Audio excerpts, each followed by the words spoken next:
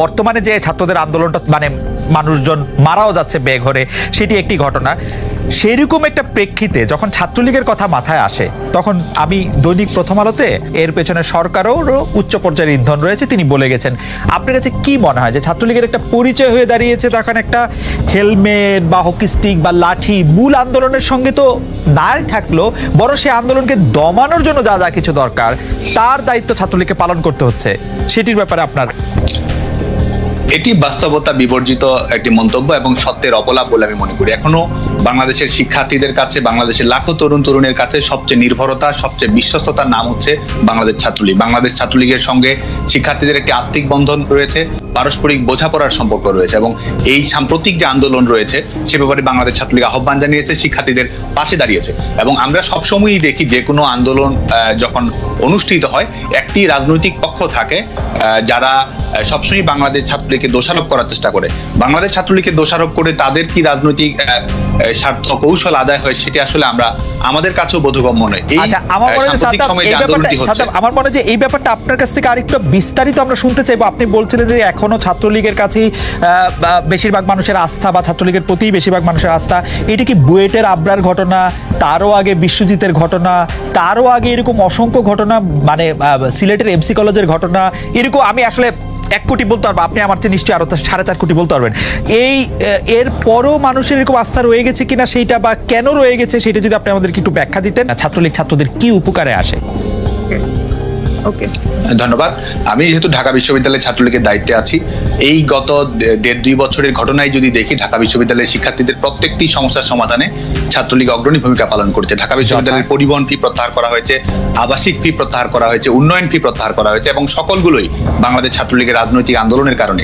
ঢাকা বিশ্ববিদ্যালয়ে আপনি বলছেন যে ছাত্রলীগ সাধারণ শিক্ষার্থীদের থেকে বিচ্ছিন্ন কিনা, কিংবা যারা আপনি যে কলামের উদাহরণ দিলেন, আমি মনে করি যে যারা এসি রুমে বসে কলাম লেখে এবং সত্যিকারের জনজীবন থেকে বিচ্ছিন্ন, তারাই বাংলাদেশ ছাত্রলীগ সম্পর্কে ধরনের ভিত্তিহীন, একপেশে এবং উদ্দেশ্য প্রণোদিত মন্তব্য করে। কিন্তু এটিও মনে রাখা প্রয়োজন তথ্য হিসেবে যে 25টি পদের মধ্যে 23টি পদেই কিন্তু বাংলাদেশ ছাত্রলীগ বিজয়ী হয়েছে এবং ঢাকা বিশ্ববিদ্যালয়ের শিক্ষার্থীদের সমস্যা পূরণে তার একটা কারণ কি এরকম না যে আপনারা তো আসলে আপনাদের প্রধান প্রতিদ্বন্দ্বীদের হলে ঢুকতে দিচ্ছেন না, তাদেরকে ওপেন রাজনীতি করতে দিচ্ছেন না, তাদের বিরুদ্ধে অনেক মামলা রয়েছে, আপনারা যেখানে পাচ্ছেন অন্তত 10টি ঘটনার কথা আমি বলতে পারি যে সাদ্দাম আপনি ঢাকা বিশ্ববিদ্যালয়ের শাখার সাধারণ সম্পাদক হওয়ার পর অন্তত 10টি এরকম ঘটনা ঢাকা বিশ্ববিদ্যালয়ে ঘটেছে যেখানে ছাত্রলীগের কাছে অন্য সংগঠনের নেতা কর্মীরা মার খেয়েছে এবং মার খাওয়ার বিভিন্ন কারণ তখন বলা হয়েছে ছাত্র অধিকার পরিষদ একে অপমাননা করেছেন, তাকে খারাপ কথা বলেছেন, সেটা ঠিক করেন নাই। অন্তত 10টি ঘটনা আমি আমাদের ছাত্র রাজনীতি কলুষ মুক্ত বা আমাদের ছাত্রলীগের পথ চলায় ভুল নেই, দোষ নেই, বিচ্যুতি নেই সেটি আমি বলবো না, কিন্তু আজকে বোমাবাজির ছাত্র রাজনীতি, হল দখলের রাজনীতি, সন্ত্রাসী আধিপত্যের রাজনীতি, এগুলো থেকে বাংলাদেশ ছাত্রলীগের নেতৃত্বে বিশ্ববিদ্যালয় ক্যাম্পাসগুলো ছাত্র আন্দোলনের কারণে এই নেতিবাচক বিষয়গুলোকে পরাভূত করতে পেরেছে বলে মনে করি। আগে যেমন ছাত্র সংগঠনের পারস্পরিক সংঘর্ষের কারণে অনির্দিষ্টকালের ছুটির ঘন্টা বেজে যেত, বছরের পর বছর, মাসের পর মাস ক্লাসে ফিরতে পারবে কিনা সেই বাধ্যবাধকতা থাকতো, 4 বছরের অনার্স শেষ করতে কয় বছর লাগবে সে অনিশ্চয়তা থাকতো। আজকে কিন্তু বিশ্ববিদ্যালয় ক্যাম্পাসগুলোতে শিক্ষার্থীরা নির্বিঘ্নে লেখাপড়া করতে পারছে, ক্লাস পরীক্ষা শেষে, বিশ্ববিদ্যালয় জীবন শেষে তাদের উন্নততর কর্মজীবনে ফিরে যাওয়ার নিশ্চয়তা রয়েছে। এবং ঢাকা বিশ্ববিদ্যালয়ে সকল ছাত্র সংগঠন, প্রগতিশীল ছাত্র সংগঠনগুলো তাদের রাজনৈতিক কর্মকাণ্ড পরিচালনা করে। যে আপনি বুঝতে চেষ্টা করেন যে সে আসলে ছাত্রলীগ বা আওয়ামী লীগের আদর্শের সাথে, না, এটি প্রশ্নই আসে না, এটি প্রশ্নই আসে না। দেখুন, বাংলাদেশ ছাত্রলীগের কাছে কেউ যখন শিক্ষার্থীরা অধিকার তাদের নিজেদের সমস্যা পূরণের জন্য আসতেই পারে, কারণ ছাত্র সংগঠন হিসেবে যে কোনো শিক্ষার্থীর পাশে থাকা আমাদের নৈতিক দায়িত্ব, এবং শিক্ষার্থীদের পাশে যখন আমরা দাঁড়াই সে বাংলাদেশ ছাত্রলীগের কর্মী কি বাংলাদেশ ছাত্রলীগের কর্মী না সেটি আমাদের কাছে বিবেচনার কখনোই আসে না। আর বাংলাদেশের পাবলিক বিশ্ববিদ্যালয়গুলোর আবাসন সংকট ঢাকা বিশ্ববিদ্যালয়ে সেটি সবচেয়ে বেশি। এটির সমাধানের একমাত্র উপায় যেটি করা হচ্ছে সাম্প্রতিককালে, ঢাকা বিশ্ববিদ্যালয়ের মাস্টার প্ল্যান অনতি বিলম্বে। ক্ষমতাসীন দলের সহযোগী সংগঠন হয়ে থাকাই কি এখন ছাত্রলীগের উদ্দেশ্য? মানে এরকমটা থাকতে পারাটাই ভালো, নাকি আমি আসলে ভুল বললাম যে ছাত্রলীগ শুধু?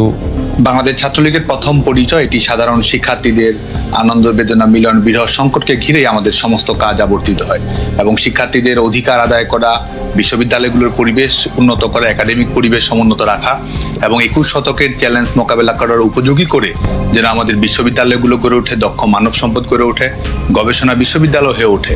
আমরা বাংলাদেশ ছাত্রলীগ সাংগঠনিকভাবে, রাজনৈতিকভাবে আমরা এই জায়গা থেকে আমাদের ছাত্র সংগঠনের কর্মকাণ্ড ঠিক করার চেষ্টা করি। সাদ্দাম চমৎকার বলেছেন। আমি একটু ছোট করে বলি, তাহলে কথায় আসা যাবে। আপনি যে বিশ্ববিদ্যালয়ে মানে পড়েছেন বা এখনো পড়েন কিনা আমি জানি না, সেই বিশ্ববিদ্যালয়ের ছাত্র আমিও। সেই বিশ্ববিদ্যালয়ে আমাদের সময় গণরুম ছিল, মানুষ খুব কষ্ট করে একটা গণরুমের মধ্যে থাকতো, কে কোথায় কখন উঠবে তার ঠিক ছিল না, বা যে যে অবস্থাপনা ছিল সেটা সে সময় ছিল, এ সময় আছে।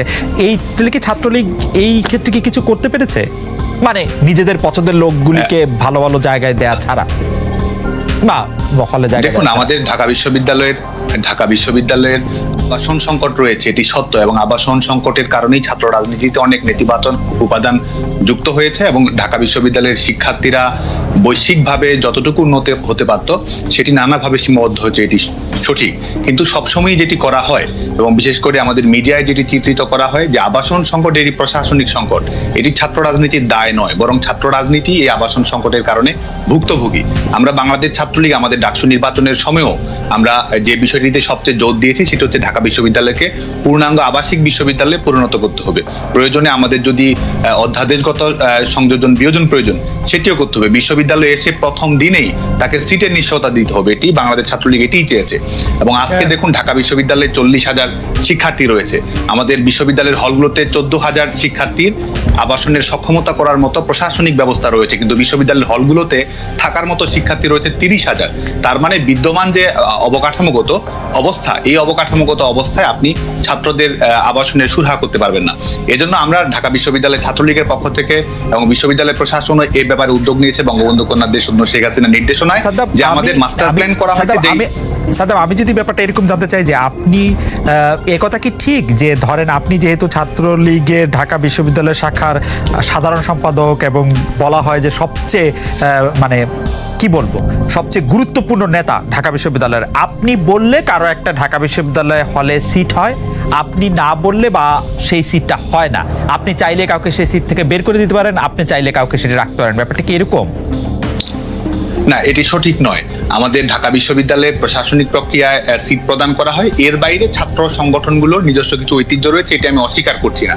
এবং বাংলাদেশ ছাত্রলীগের আমরা যে চেষ্টা করি যে গণরুমের যে বাস্তবতা রয়েছে, দেখুন প্রথম বর্ষে প্রত্যন্ত অঞ্চল থেকে, সেটি পঞ্চগড় থেকেও কক্সবাজার থেকেও একটি শিক্ষার্থী যখন আসে, তার কিন্তু ঢাকা শহরে কোথাও বাসা ভাড়া নিয়ে থাকার কোনো সুযোগ তার নেই, এবং এই যে প্রশাসন সেই শিক্ষার্থীর দায়ভার গ্রহণ করে না। সেক্ষেত্রে আমরা যেটি চেষ্টা করি যে প্রথম বর্ষ দ্বিতীয় বর্ষের শিক্ষার্থীরা যারা রয়েছে তারা যেন আবাসিক হলগুলোতে থাকতে পারে, সে ব্যাপারে বিশ্ববিদ্যালয়ের প্রশাসন যেন নিয়মতান্ত্রিকভাবে ব্যবস্থা গ্রহণ করে, সেই ক্ষেত্রে বিশ্ববিদ্যালয়ের প্রশাসনকে আমরা সেই ক্ষেত্রে আপনার নেতৃত্বে একটা ইন্টারভিউ হয়।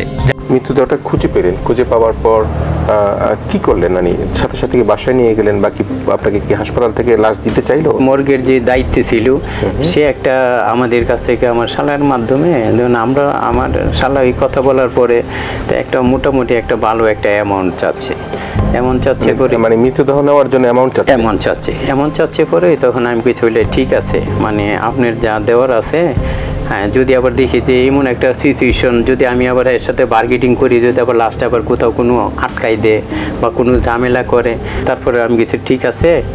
তুমি নাফিসের মৃতদেহ নেবার জন্য আপনাকে মর্গে যারা দায়িত্ব ছিল তাদেরকে আপনার টাকা দিতে হচ্ছে? হ্যাঁ, টাকা দিতে হচ্ছে।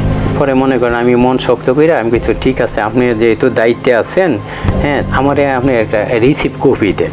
তখন আমাদেরকে একটা মানে সিল ছাড়া কিছু নাম ঠিকানা দিয়া, ওই মোবাইল নাম্বার দিয়া, তা আমি কিছু বলে যে ও এর ভিতরে আমি কিছু বলে আমার লাশটা একটু দেখান। তো আমার বলতেছে যে আপনার ছেলে লাশ দেখে সহ্য করতে পারবেন? আমি হ্যাঁ পারবো, যেহেতু মারাই গেছে, এত কিছু হয়ে গেছে, তো এখন তো সহ্য না করার উপায় নাই। তা আমি এক করে নর্মাল জানা বুঝতে ঠিক আছে, ভিতরে আমার দোকান। তো দোকানের পরে দেখলাম যে কাপড়টা তোলার পরে মুখের ভিতরে অনেক ধরনের আঘাত, যে ছেলেরে আমি কোনো দিন এত মানে দুইটা ছেলেরে মানুষ করছি, আমি ছোটোখাটো মানুষ, এত কষ্ট করে মানুষ করছি, কোনো দিন তাদেরকে অপূর্ণ রাখি নেই, মানে কষ্ট তো দিই নেই। যতটুকু সম্ভব আমি নিজের কষ্ট করার পরও আমার ছেলেদেরকে মানে দেওয়ার চেষ্টা করছি। পরে সিনটা দেখার পরে আমার কাছে আমি মনে হইতেছি খুব, আমি আমার জীবনের সমস্ত কিছু শেষ হয়ে গেছে। এরপরে